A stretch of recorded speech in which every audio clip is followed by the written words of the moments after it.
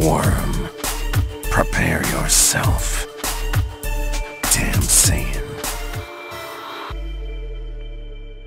When it comes to the Dragon Ball Super 2018 movie, there are some real big questions that the movie's gonna have to answer, and these questions will ultimately change the way we see Dragon Ball and any variation from this point on.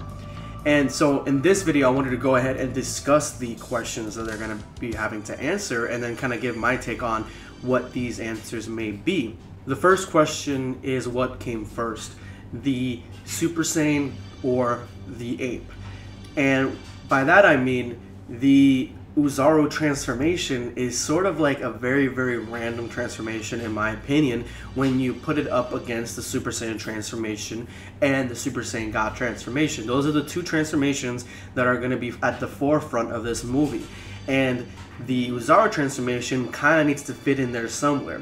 So what I'm wondering is exactly, what is this, the Oozaru transformation? Why is it there, and how does it correlate with the Super Saiyan and the Super Saiyan God transformation? We already know that the legend of Yamashi is that he turns Super Saiyan after he's being attacked, and his resistance or his rebellion is being quelled, and then he becomes a Super Saiyan, the first Super Saiyan. Then later down the line, he becomes Super Saiyan God. So is he being attacked by Saiyans in their normal state, or is he being attacked by a ton of Oozarus? And if that's the case, if Oozaru came first, then what is the Oozaru transformation? Okay, so the Oozaru transformation to me seems like the unbridled energy that is just coursing through the Saiyan's body, and that is the reason that they can go into the Super Saiyan transformation.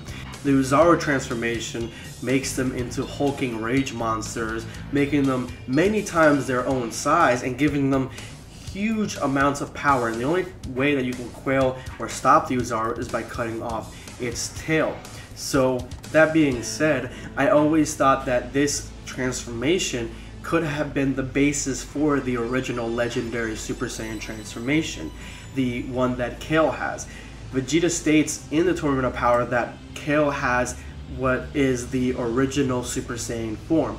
So is that going to be Yamashi's form? Because all the energy and unbridled rage that comes from the Oozaru, is that what goes directly into the Berserker transformation? So even though Kale doesn't have this tail, she still could have this unbridled energy that came from her bloodline if she had a strong enough bloodline, or maybe a direct connection to Universe 6's version of Yamashi. And that actually leads us into the next set of questions, which would be, why are they telling this story? This story came out of nowhere with Akira Toriyama. He had no precedent to tell the story, and he created this character and these S-cells completely randomly on Wednesday afternoon, essentially. And so, why are they telling this story? Well, I believe that they're telling this story. I believe that they're putting up this movie in December because it's gonna have some sort of connection with the next arc of Dragon Ball Super.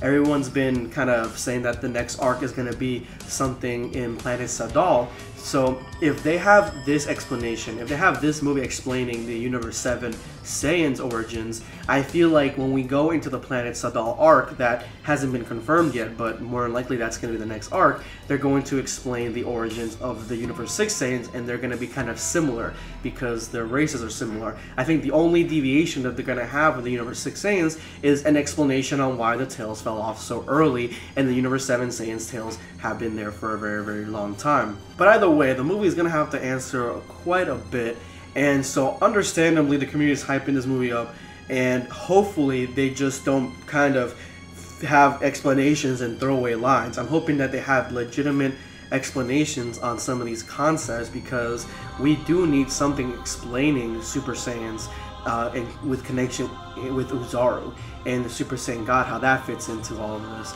But anyway, guys, these are just my thoughts. Let me know your thoughts in the comment section below, what you guys think some of these answers to these questions are, or what you're expecting to see out of the movie. Don't forget to drop me a like and subscribe. This is going to be Dragon Ball Black signing off.